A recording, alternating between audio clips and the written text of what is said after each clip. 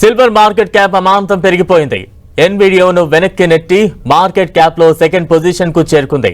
గత వారం రోజులుగా వెండి ధర భారీగా పెరగడంతో మార్కెట్ క్యాప్ కూడా పైకి వెళ్ళింది. దీంతో గోల్డ్ తర్వాత అతిపెద్ద ఆస్తిగా సిల్వర్ మారింది. గోల్డ్ మార్కెట్ విలువ $31.5 ట్రిలియన్ అంటే మన కరెన్సీలో 2,835 లక్షల కోట్ల రూపాయలుగా ఉంది.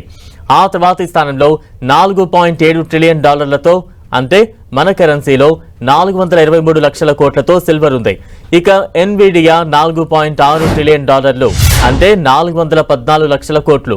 యాపిల్ $4 ట్రిలియన్ అంటే 360 లక్షల కోట్లు. ఆల్ఫాబెట్ $3.8 ట్రిలియన్లు అంటే మన కరెన్సీలో 342 లక్షల కోట్లు.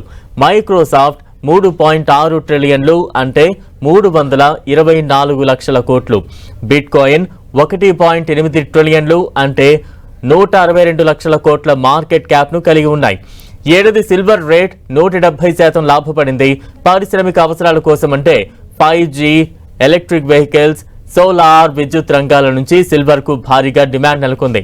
సిల్వర్ లో రిటర్న్స్ భారీగా పెరుగుతుండటంతో చాలా మంది ఆన్లైన్ లో లోహ రూపంలో వెండిని కొనుగోలు చేస్తున్నారు.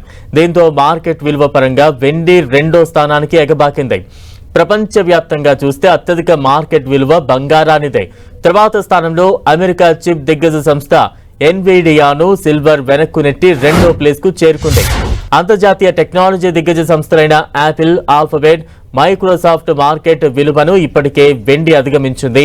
ఇప్పటి వరకు ప్రపంచవ్యాప్తంగా వెలికి తీసిన వెండి 17.51 లక్షల టన్నులు, బంగారం 2.44 లక్షల టన్నులుగా పరిగణించి ఈ విలువను లెక్క చేశారు. అంతర్జాతీయ అనిశ్చితులతో సేఫ్ ఇన్వెస్ట్మెంట్ గా ఇన్వెస్టర్లు గోల్డ్, సిల్వర్ పై భారీగా పెట్టుబడులు పెట్టారు. వచ్చే నెల 27, 28 తేదీల్లో జరిగే యుఎస్ ఫెడ్ మీటింగ్ లో మరోమారు వడ్డీ రేట్ల కోత ఉండొచ్చనే అంచనాలతో బంగారం, వెండి ధరలు పైకి వెళుతున్నాయి. ఇజ్రాయెల్, ఇరాన్ యుద్ధం, అమెరికా, వెనిజువేలా మధ్య పెరుగుతున్న ఉద్రిక్తతలతో సిల్వర్ రేట్ పెరుగుతోందని ఎక్స్పర్ట్స్ అభిప్రాయపడుతున్నారు. మరోవైపు గిరాకీకి తగ్గట్లు వెండి సరఫరా లేనందున ధరలు మరింత పెరిగే అవకాశం ఉందని వారు అంచనా వేస్తున్నారు.